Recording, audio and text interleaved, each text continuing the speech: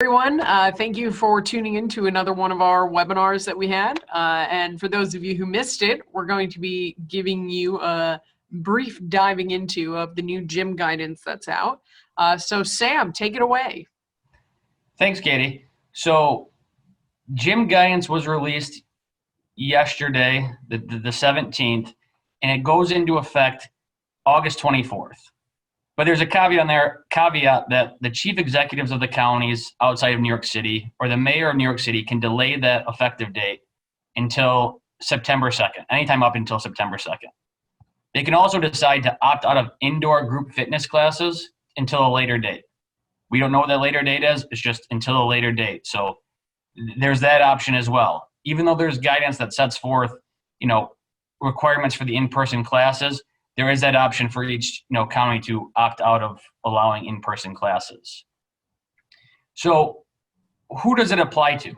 The gym guidance pretty much applies to all gyms and fitness centers, whether it's a standalone gym, whether it's in a hotel, a residential building, an office building, a college or university, it's a yoga studio, a bar studio, any of those types of fitness centers, this guidance applies to. And then another key point is how many people can be there.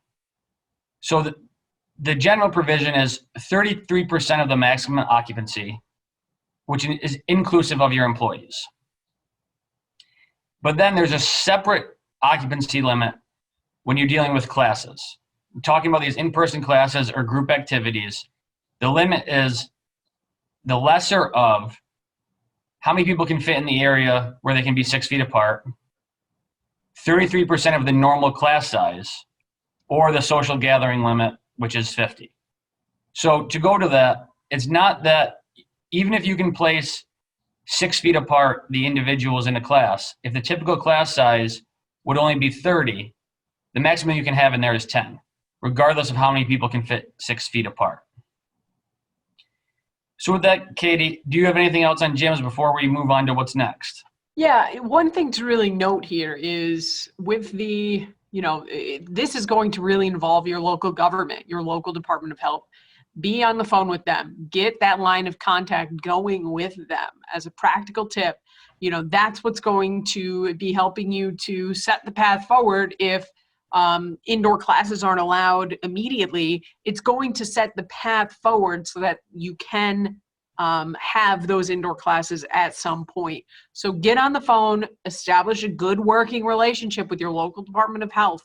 That's going to be crucial. If that's something that you need help with, if you don't know necessarily how to talk to those officials, feel free to call your attorney.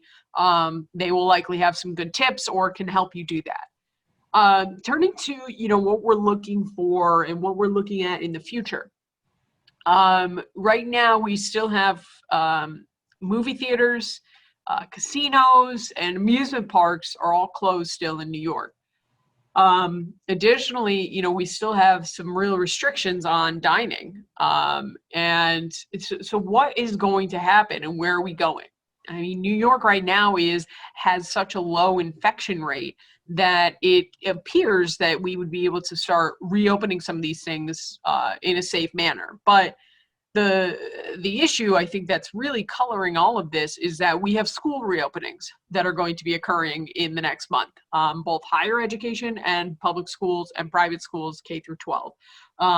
That's going to be a big thing. That's going to be a big shift for New York. And I think that we may not see movie theaters or casinos open up at this point until after that, just because we have to see what happens in the first month of schools being open, what's going to happen with the infection rate. The thing to note here too is this is all just our best guess. I'm not in the governor's head. I'm not in the head of the people looking at the data.